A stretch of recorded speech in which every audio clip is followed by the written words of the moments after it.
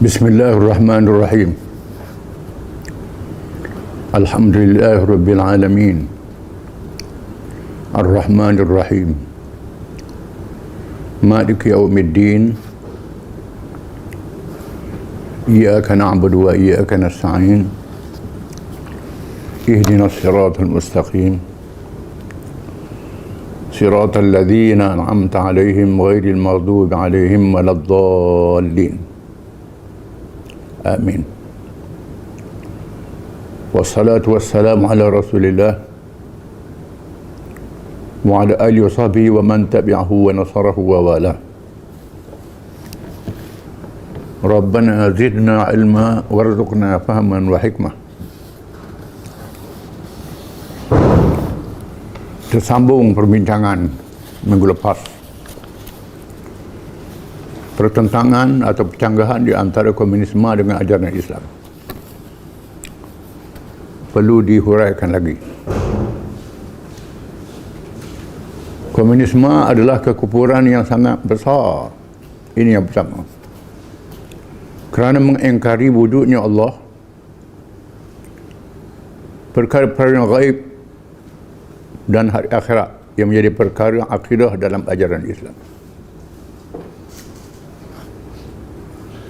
Kepercayaan kepada Allah, adanya Tuhan, adalah fitrah, naluri sifat semula jadi manusia. Bermakna komunisme bercanggah sifat semula jadi manusia. Kerana mengikut fitrahnya, manusia mesti percaya adanya Tuhan. Termasuk orang-orang yang tinggal di hutan rimba belantara, yang tak belajar langsung, percaya adanya kuasa ghaib. Fitrahnya percaya begitu. Bahkan semua makhluk lain pada manusia percaya adanya Tuhan.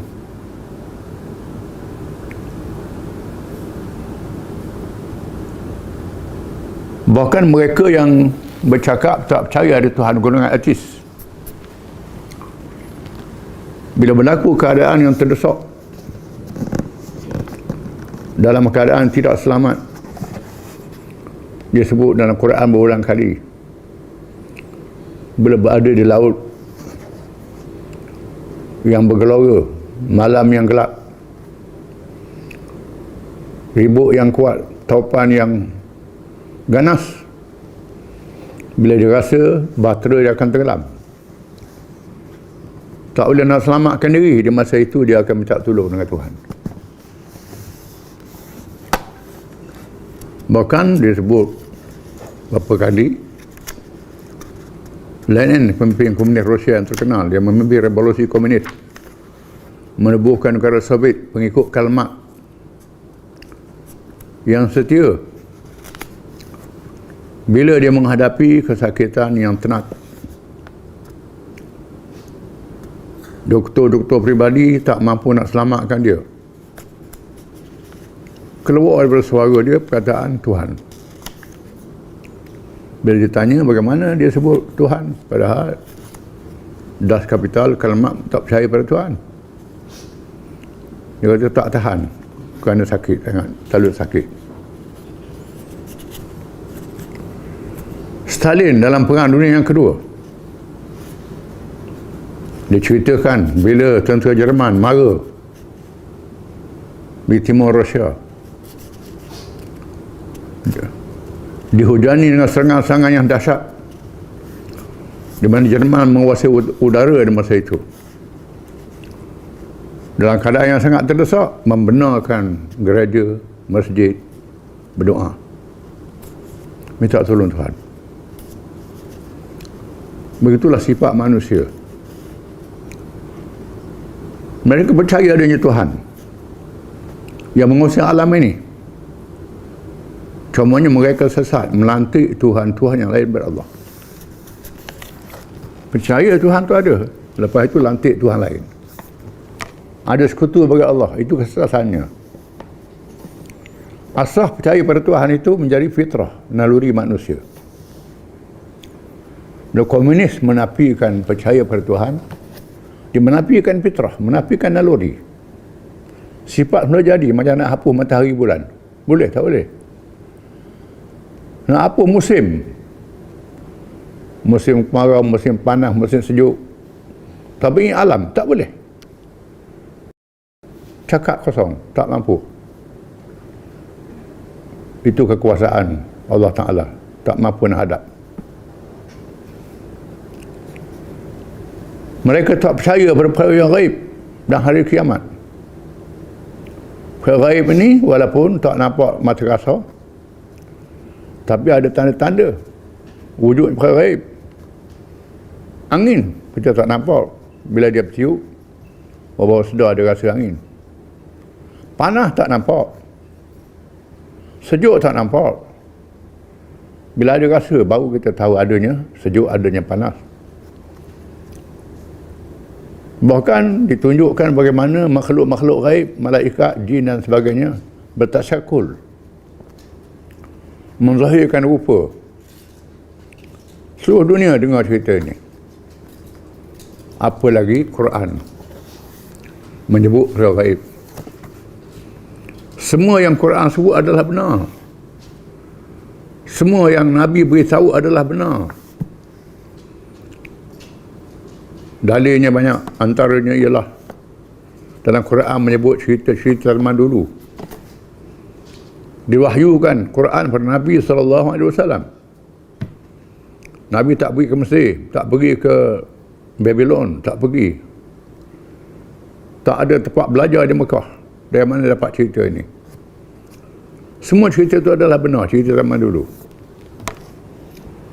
Bahkan Quran menyebut tentang peredaran cakrawala di langit, matahari, bulan, bintang. Disebut dalam Quran. Masa Quran turun tak ada alat-alat yang canggih. Hari ini manusia dapat mencipta alat yang canggih. Boleh meneropong, melihat perjalanan bintang, matahari dan seumpamanya. Didapati apa Quran sebut adalah benar. Itu juga hari akhirat yang akan berlaku. Dunia akan kiamat. Bahkan hari ini saintis mengaku bahawa dunia ini akan hancur lebur. Berlaku pertemuan antara cakrawala, bumi, bintang. Berlaku hari ini, bercakap tentang fenomena alam yang berubah, yang menggerun, menakutkan. Cuaca panas. Nabi dah beritahu amaran-amaran ini. Kerana manusia merosakkan alam sekitar. Merosakkan dunia. Merosakkan pengurusannya, menghancurkan dunia. Hari kiamat dipercayai oleh ahli-ahli sains. Maka pandangan komunis meleset. Tak betul, salah. Yang kedua, bercanggah dengan fitrah manusia berhayat kepada keperluan roh dan jasad. Dengan cara yang betul. Mempunyai sifat ananiyah, kedirian. Sifat individu. Dan hidup bermasyarakat yang mesti ditimbang dengan adil. Di mana diri manusia ni ada akal, ada roh, ada jasad.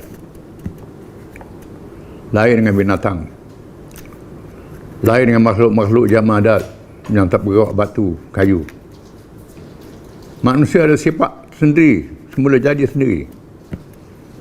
Semula jadi ini memerlukan makanan. Akal memerlukan makanan, roh perlu makanan, jasad perlu makanan. Dia tahu makanan jasad je, isi perut, keluar najis, keluar kencing. Makanan akal, ilmu pengetahuan, fikiran baik. Makanan roh, akhlak yang mulia, tolak perangai buruk, keimanan, kepercayaan. Makanan roh. Kalau kenyang perut saja, roh tak kenyang. Bila roh tak kenyang, berlaku desakan hidup, tak sabar menghadapi cabaran. Berlaku bunuh diri. Kisah orang bunuh diri ni orang senang. Orang yang senang orang yang hidup dalam keadaan kemewahan boleh memuaskan hawa nafsu lebih daripada binatang lagi. Puas nafsu, mengapa penuh diri? Kerana roh dia lapar, akal dia lapar, berfikiran tidak bijak. Manusia memerlukan makanan roh, jasad dan akal. Komunis menafikan fitrah manusia ke jasad saja. Manusia ada sifat kedirian, jaga diri masing-masing, individualistik, dan mesti hidup bermasyarakat. Sebab Nabi kena hidup bermasyarakat. Tak boleh hidup seorang-seorang. Pakaian kita pakai, makanan kita makan, memerlukan campuran bahan-bahan daripada hasil manusia berbagai-bagai kebolehan, kemahiran.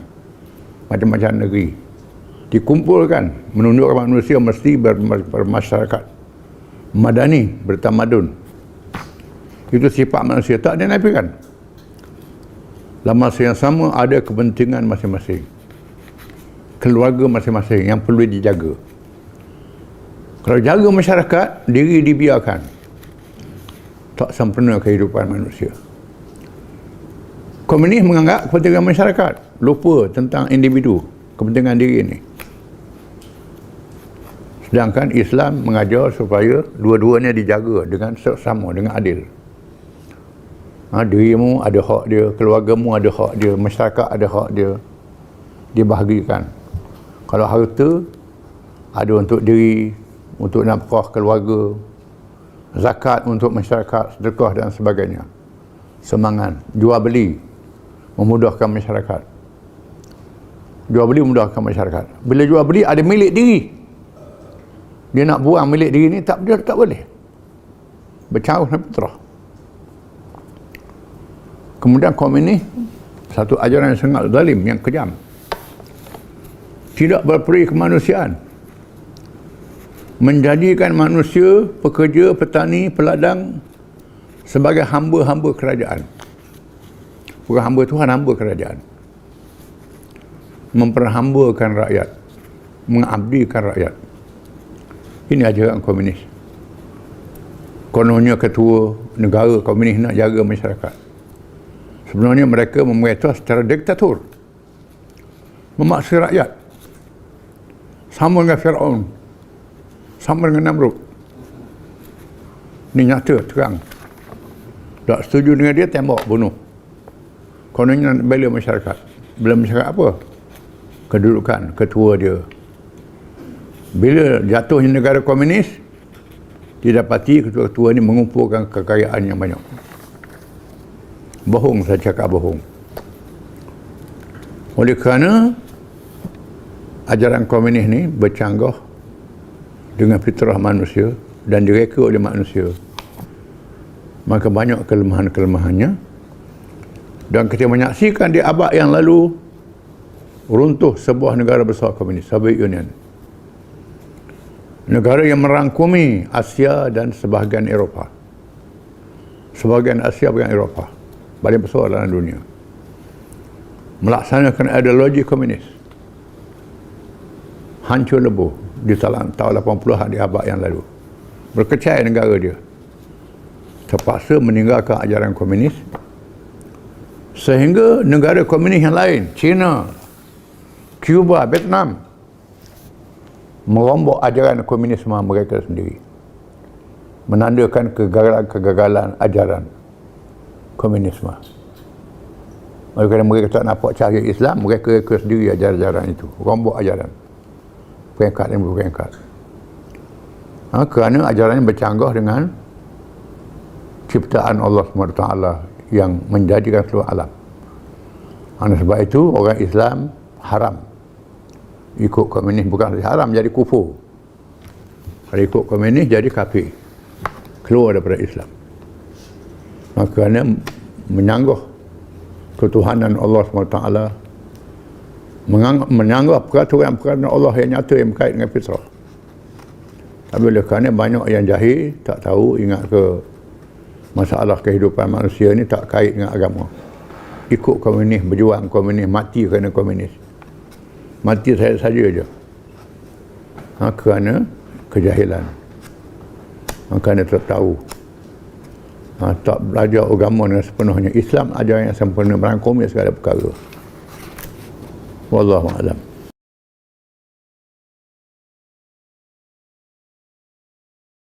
Bismillahirrahmanirrahim.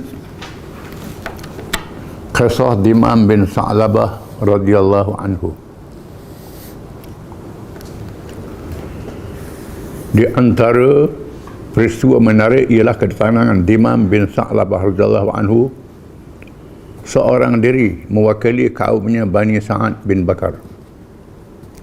Bani Sa'ad ni ialah kabilah kepada Halimatul Sa'diyah, ibu susu pada Nabi SAW.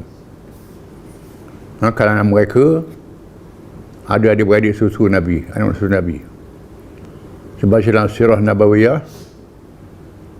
pada masa Nabi kecil, peringkat bayi, di mana datuk dia hantar kepada Bani Sa'ad untuk menyusu.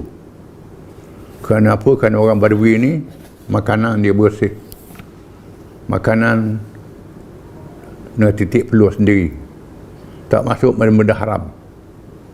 Dan sebab itu disuruh orang darat susu anak dia supaya bersih, tak masuk benda haram. Itu tujuannya. Dan sebab itu Bani Sa'ad ni mengenali Abdul Muttalib, dan mereka tak berperang dengan Nabi SAW. Dimam bin Sa'labah ni mungkin seorang yang terpencil berkaum dia, yang berpengaruh. Mungkin dia tak tahu kisah, tapi tahu hubungan tentang Abdul Muttalib. Dia datang berjumpa dengan Nabi. Dia menunggang untanya menuju ke Madinah setelah mendengar berita bahawa kabilah-kabilah di semenanjung Arab menyerah diri, menganut Islam. Semua yang degil dapat dikalahkan dengan mudah. Dia datang dengan hati yang telah ikhlas menerima Islam setelah mendengar ajarannya yang disebarkan. Dia dengar berita Islam ni, orang lain dah masuk Islam dah ke, dia datang ke Masjid Nabi. Apabila tiba di Masjid Nabawi, dia terus mendudukkan untanya di pintu masjid dan masuk ke dalam masjid dalam keadaan dia tidak mengenali Rasulullah SAW. Dia tak pernah tengok Nabi, tak kenal Nabi. Dia masuk dalam masjid. Sebaik saja tiba dalam masjid, dia terus bertanya, mana dia cucu Abdul Muttalib? Menandakan kabilah ni kenal Abdul Muttalib, hubungan lama keluarga Nabi. Dia tahu Nabi ni cucu Abdul Muttalib. Mana cucu Abdul Muttalib? Persahabat terus menunjukkan ke arah Rasulullah SAW yang sedang bersandar dan bertongkakkan sikunya. Nabi bersandar bertongkat siku, berehat dalam masjid. Lalu dia memulakan pertanyaannya kepada Rasulullah SAW dengan berkata, terus tanya, aku ingin bertanyakanmu dan berkasar terhadap pertanyaan dan berkasar dalam pertanyaan, maka janganlah merasa apa-apa terhadapku. Aku nak tanya dan minta maaf lah kalau aku kasar soalan ni. Aku tak tahu adab, mungkin kata dia. Cara dia datang. Sabda SAW, Nabi bersabda, bertanyalah apa yang ada pada dirimu. Aku tidak merasa apa-apa terhadapmu. Sila tanya. Apa-apa nak tanya, aku tak ada terasa apa hati terhadapmu. Tanya apa? Jawapan yang tepat dengan orang yang bertanya dan melayannya secara uslub dakwah, mendekatkan orang yang bertanya dan menariknya kepada Islam. Ini uslub Nabi, kita kena belajar. Nabi jawab dengan bergaduh, kan dia datang dengan sopan, Nabi pun jawab dengan sopan. Dimam memulakan soalannya, aku bertanyamu dengan nama Allah, Tuhanmu Tuhan kepada orang yang sebelummu dan kemudian daripadamu. benarkah Allah telah melantikmu menjadi Rasulnya? Aku dengar begitu. Aku nak tanyamu dengan nama Allah. Dengan nama Allah. Dia dah beriman kepada Allah. Dengan nama Allah, aku nak tanyamu. Allah ni Tuhan kepada seluruh manusia. Sebelummu, sekarang dan akan datang. Betul ke Allah lantikmu jadi Rasul? Sabda Rasulullah SAW, ya Allah Tuhanku, sungguh benar. Kata Allahumma na'am. Ya Allah, ya Tuhanku, betul soalanmu itu. Aku dilantik jadi Rasul. Dia meneruskan soalannya. Aku bertanyamu dengan nama Allah Tuhanmu dan Tuhan orang yang sebelummu dan kemudian daripadamu. Benarkah Allah menyuruhmu beribadah kepadanya sahaja? Kita tidak boleh menyekutukannya dengan yang lain dan membuang segala Tuhan-Tuhan selain Allah yang telah disembah oleh nenek moyang kita. Membawa ajaran percaya ke Tuhan Allah saja. Tolak syirik. Tolak berhala yang disembah oleh nenek moyang kita. Ini ajaran yang membawa ni pelik pada orang ni. Sabda Rasulullah SAW, ya Allah Tuhanku, sungguh benar. Itu betul. Itu ajaran yang aku bawa. Dia meneruskan soalannya. Aku bertanyamu dengan nama Allah Tuhanmu dan Tuhan orang sebelummu dan kemudian daripadamu. Benarkah Allah menyuruhmu supaya mendirikan solat 5 waktu? Aku dengar dengan demi Allah, dengan nama Allah, musuh sembahyang 5 waktu. Sembahyang 5 waktu. Sabda Rasulullah SAW, ya Allah Tuhanku, sungguh benar, betul. Betul. Dia bertanya lagi. Aku bertanyamu dengan nama Allah Tuhanmu dan Tuhan orang yang sebelummu dan Tuhan orang yang kemudian daripadamu. Benarkah Allah menyuruhmu supaya berpuasa sebulan Ramadan dalam setahun? Tahu dah hukum Islam. Aku dengar musuh kamu puasa bulan Ramadan. Bulan Ramadan musuh berpuasa. Sabda Rasulullah SAW, ya Allah Tuhanku, sungguh benar. Allahumma na'am. Ya, betul. Allah Tuhanku. Betul. Imam bertanya lagi, aku bertanyamu dengan nama Allah Tuhanmu dan Tuhan orang sebelummu dan kemudian padamu. Benarkah Allah memerintahkan supaya diambil harta orang-orang yang kaya, supaya dibahagikan kepada orang-orang yang berhajat kepada pertolongan? Musuh orang ambil harta orang kaya sebahagian untuk tolong orang yang susah. Zakat maksudnya. Sabda Rasulullah SAW, ya Allah Tuhanku, ya Allah man'am. Ya, betul. Imam bertanya lagi, aku bertanyamu dengan nama Allah Tuhanmu dan Tuhan orang yang sebelummu dan kemudian daripadamu. Benarkah Allah menyuruhmu supaya mengerjakan haji ke Baitullah kepada orang-orang yang berkemampuan? Musuh harga ke Mekah. Orang yang mampu kena ke Mekah buat haji. Haji ni dah berlaku zaman jahiliah. Ibrahim yang mengasahkannya. Cuma cara syirik lah. Musuh orang pergi haji ke Mekah. Sabda Rasulullah SAW, ya Allah Tuhanku, sungguh benar, betul. Akhirnya Imam menegaskan, maka sesungguhnya aku mengaku dan percaya bahawa tiada Tuhan yang sebenar melainkan Allah, dan engkau adalah Rasulullah dan hamba-Nya. Aku tunaikan segala suruhannya dan meninggalkan segala larangannya, dan aku tidak menambah lebih daripadanya. Aku pun percaya macam mu ajar tu. Aku tak tambah. Tak ada Tuhan melainkan Allah. Aku percaya. Setelah Imam beredar, dia keluar lagi. Beredar, mudah je. Masuk Islam dulu lah. Masuk Islam. Tak ada Nabi tu, dia sendiri masuk Islam. Setelah Imam beredar SAW bersabda, dia masuk syurga sekiranya dia benar dalam pengakuannya. Nabi kata, Nabi jamin dia masuk surga kalau dia benar. Umar bin Khattab berkata, aku tidak berjumpa orang yang bertanya dengan baik dan kata-kata yang padat lagi bernas sepertinya, dan dia terus mengisytiharkan Islamnya. Umar kata, aku tak jumpa dia orang macam ni. Bayar mari tanya terus masuk Islam, tak payah ajak. Ni pelik. Kata Sayyidina Umar. Allah bin Abbas radhiyallahu anhu berkata, aku tidak melihat rombongan yang lebih afdal daripada Dimam bin Sa'labah. Walaupun mari rombongan macam-macam temu dengan Nabi, banyak saat. Allah bin Abbas kata, aku tak jumpa dia orang macam ni. Orang yang seperti ni aku tak pernah jumpa lah. Mari terus masuk Islam. Diriwayatkan bahawa Dimam yang pulang ke kampungnya dan mengumpulkan penduduknya terus memaki berhala Allat dan Uzza. Dia panggil orang kampung, kumpul ramai-ramai, dia maki berhala.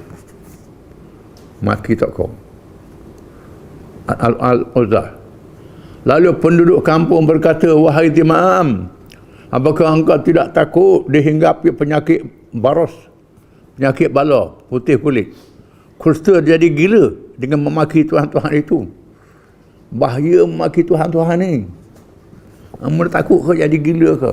Jadi penyakit ni, bahaya ni. Duk maki kata okong ni, maki berhala ni. Dengan tegas Dimam menjawab, itu semua adalah batu-batu yang tidak berkuasa mendatangkan mudarat.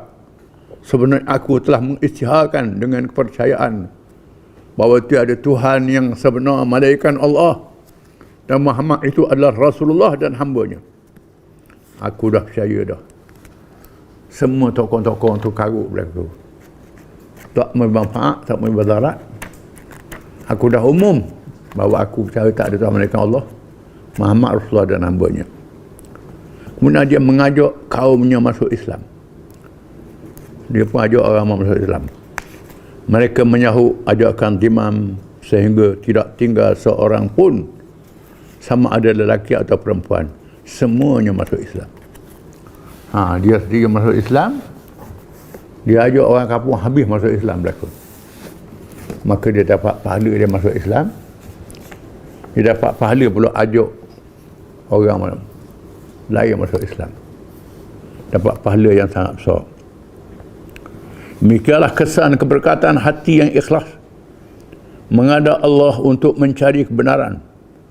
Maka Allah mengurniakan hidayahnya dengan mudah, dan orang-orang yang mendengarnya juga menerima dengan mudah.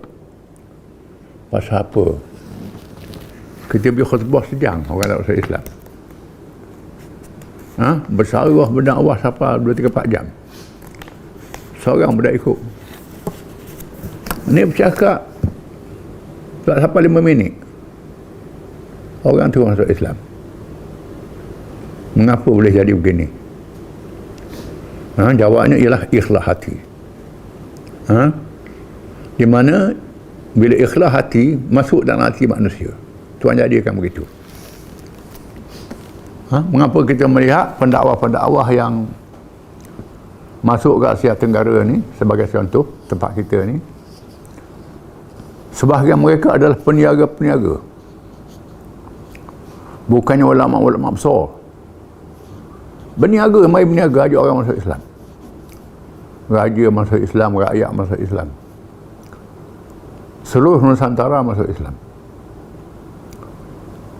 Bila orang Islam lalu di Jalan Sutera Asia Tengah, ranak ajaran yang lain, pakat masuk Islam belaka.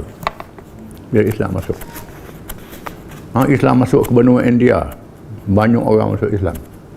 Cuma dihalang oleh penjajah. Kalau tak habis penjajah, India tu jadi Islam belaka. Kerana penjajah. Penjajah Kristian ahli kitab, puak-puak yang tahu tapi melawan Islam, jadi penghalangnya, kepuncanya. Mengapa pendakwah-pendakwah zaman dulu boleh menarik orang yang mudah? Kerana ikhlas hati mereka lebih pada kita. ikhlas dia lebih menyebabkan seruan mereka masuk dalam hati-hati manusia. Di sini perlunya keikhlasan kepada Allah Ta'ala dalam kerja dakwah ini. Wallahu a'lam.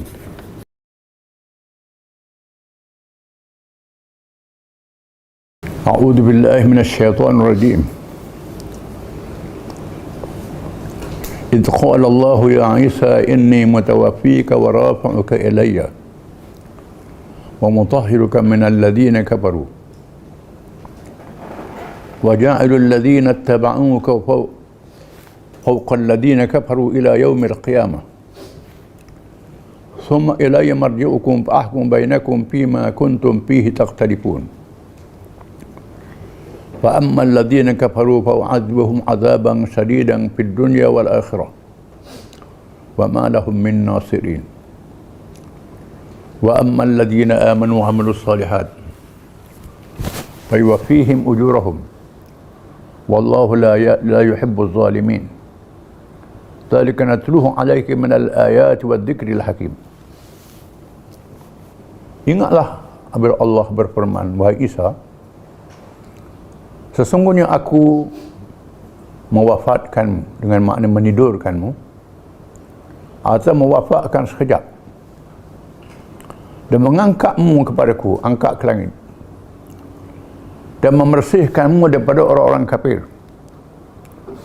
dan menjadikan pengikut-pengikutmu mengatasi orang kafir sehingga hari kiamat.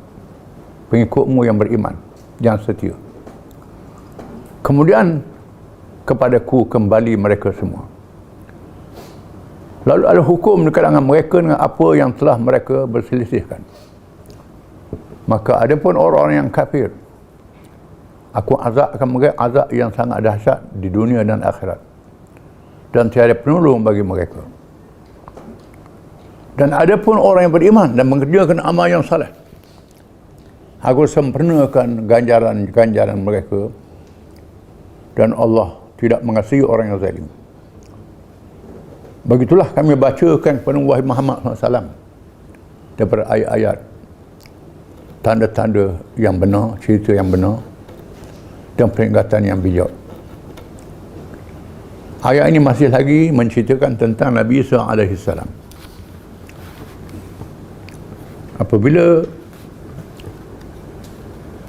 orang-orang Yahudi bermahrajalil membunuh Nabi-Nabi Yahya, Zakaria,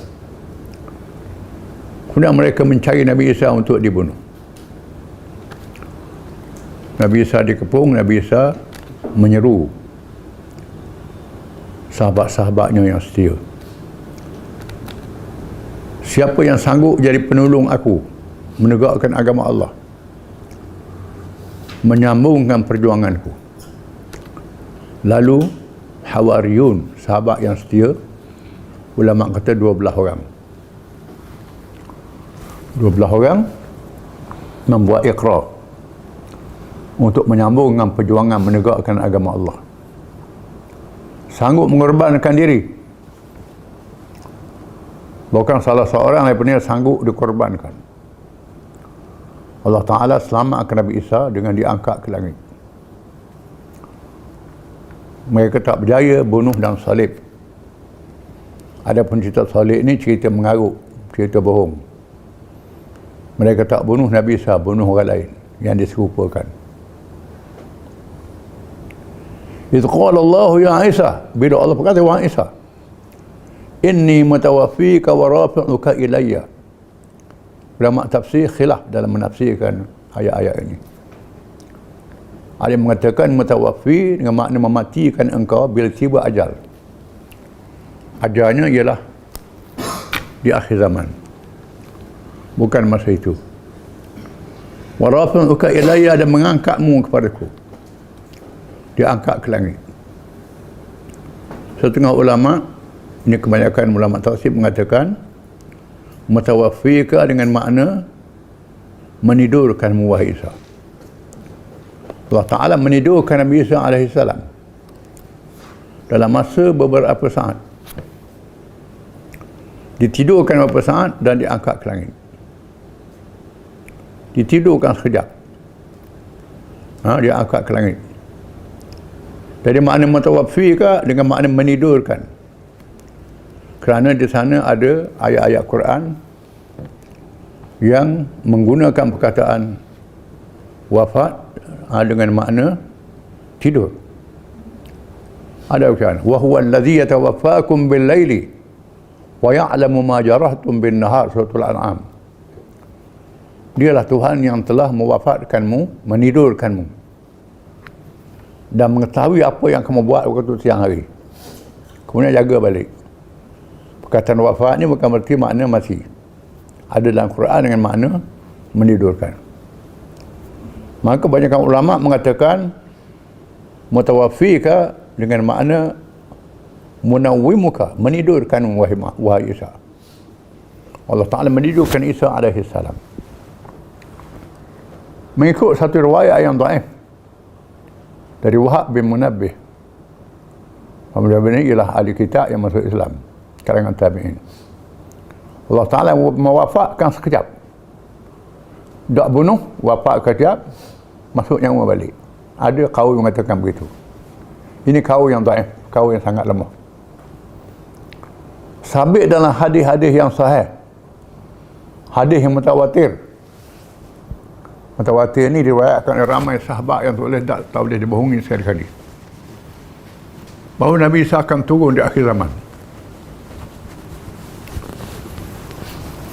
Selepas zahirnya Imam Mahdi, iaitulah seorang pemimpin daripada zuriat Nabi SAW yang akan menyelamatkan dunia yang penuh dengan kezaliman. Zalim sana, zalim sana, zalim sini, berlaku huru-hara. Berlaku malhamah kubra, perang yang besar, perang dunia lah. Dalam keadaan yang terdesak ini, Allah Ta'ala lahirkan seorang pemimpin zuriat Nabi SAW, diriwayat oleh hadis yang mutawatir. Akan zahir di Mekah mengikut pendapat Sunni dan Syiah. Cuma khilaf cara saja. Zahir Imam Mahdi ni semua percaya. Cuma Syiah kata begini, Sunni kata begini. Bila zahir Imam Mahdi tak ada khilaf lagi lah. Balas sementara saja. Bila Imam Mahdi itu zahir sungguh, maka bersatu semua. Tak ada guna kita badah. Urusan mazahir ini urusan Allah Ta'ala. Akan zahir pemimpin di akhir zaman. Dibai'ahkan di antara maqam Ibrahim dengan Kaabah. Dibai'ahkan Imam Mahdi ini.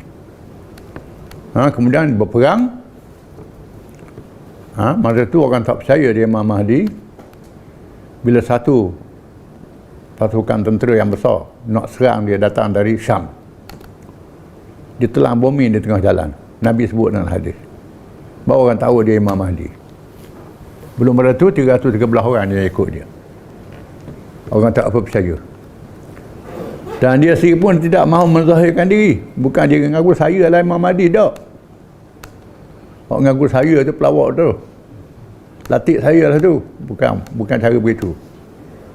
Bukan dia melarikan diri, orang pegang dia, suruh dia jadi pemimpin. Orang tahu dia ni ada kebolehan, ada ketokohan.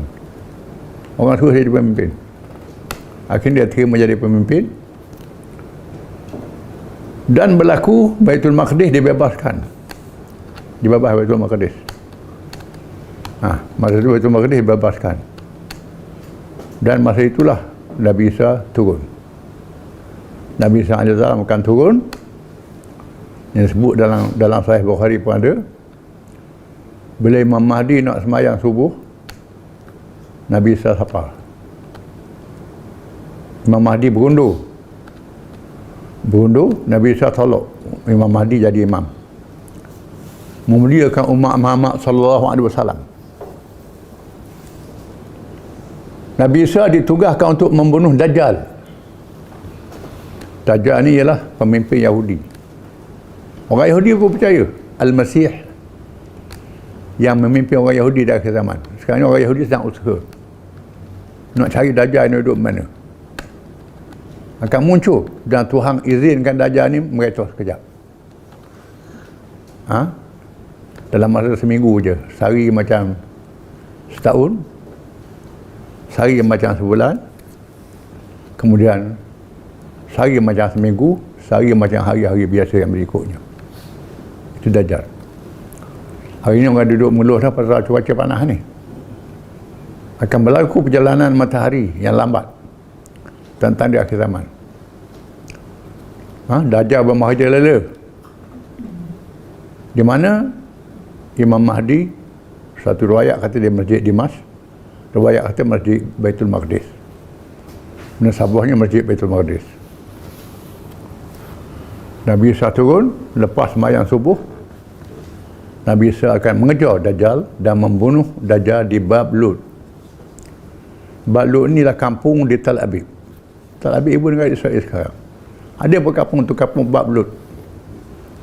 Nama kampung tu ada sebut dalam hadis. Di situlah Nabi Isa akan bunuh Dajjal.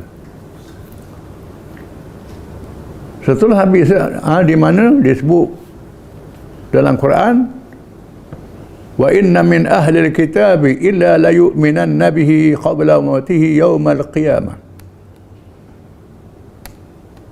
yakunu alaihim syahida, suratul Nisa. Dan sesungguhnya sebahagian ahli kitab akan beriman dengan Nabi Isa, masuk Islam. Bila Nabi Isa turun, orang Kristian masuk Islam. Orang Kristian akan masuk Islam.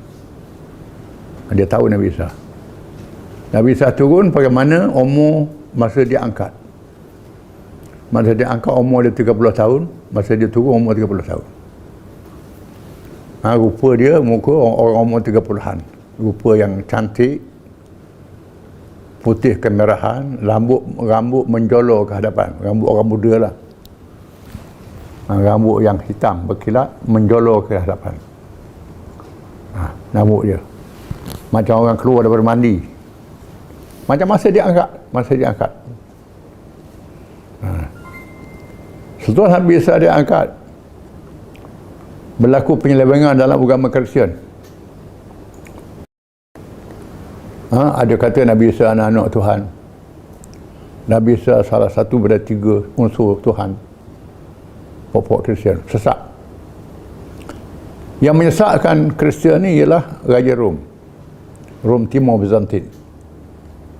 Bila Raja Rom Timur Bizantin, Konstantin masuk Islam, masuk Kristian, dia pindah agama Kristian. Jadi ada patung, sembah salib, babi boleh makan, padahal tak boleh makan babi. Babi tu haram asal agama dia. Ni boleh makan babi orang Kristian. Ini apa? Ini sudah menyeleweng. Dia pindah ajaran ni. Yang tukar pindah ialah Raja Rom. Dia pindah agama. Jadi sesat. Namun demikian orang Kristian ni berpecah. Ada yang ortodok. Yang ortodok ni yang percaya kepada Isa ni akan turun di akhir zaman. Kristian ortodok. Ada. Bukan semua Kristian. Percaya dia Isa kena salib. Ada Kristian yang percaya Isa tidak disalib dan akan turun di akhir zaman. Ini bersama orang Islam. Inilah barangkali yang disebut oleh firman Allah Ta'ala, wa inna min ahli al-kitabi illa la yu'minanna bihi qabla mautihi wa yawmal qiyamati yakunu alaihim syahida. Dan sesungguhnya di kalangan ahli kitab itu ada yang beriman kepadanya sebelum wafat matinya, dan pada hari kiamat menjadi saksi bahawa Rasul telah menyampaikan. Wa Isa, aku angkat kamu padaku. Inni mutawaffika wa rafi'uka wa mutahhiruka minal ladzina kafaru. Aku bersih kamu daripada orang kafir. Orang kafir dia ni anak zina. Tidak. Dilahirkan oleh Maryam dengan tidak ada apa. Dengan kun fayakun. Tuhan kata jadi maka jadilah. Pelik ke? Nabi Adam ayah tak ada, mak tak ada, terus jadi manusia. Hawa daripada tulang rusuk Nabi Adam, mak tak ada, Tuhan buat. Maka Tuhan buat Nabi Isa dengan tidak ada ayah.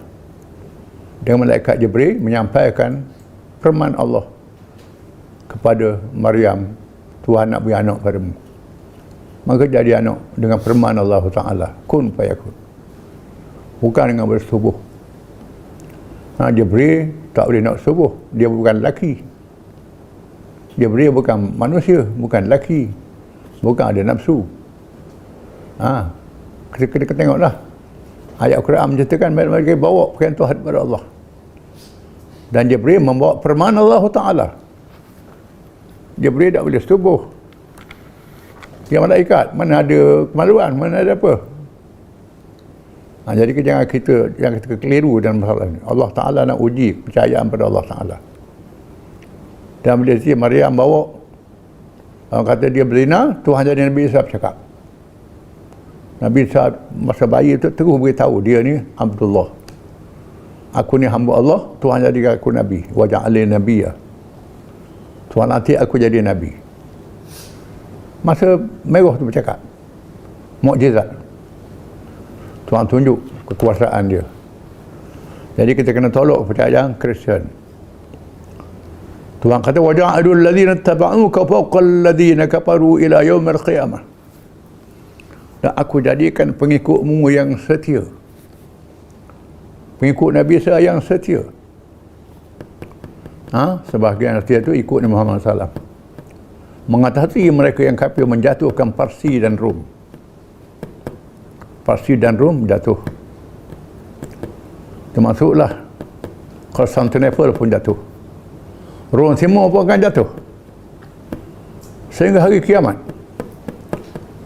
wahai Isa, Tuhan akan beri kemenangan kepada Islam. Kepada Islam. Bukan kemenangan Kristian, kemenangan Islam. Summa ilayya marji'ukum. Kepada aku tempat kembali kamu. Kamu mati, macam orang lain mati.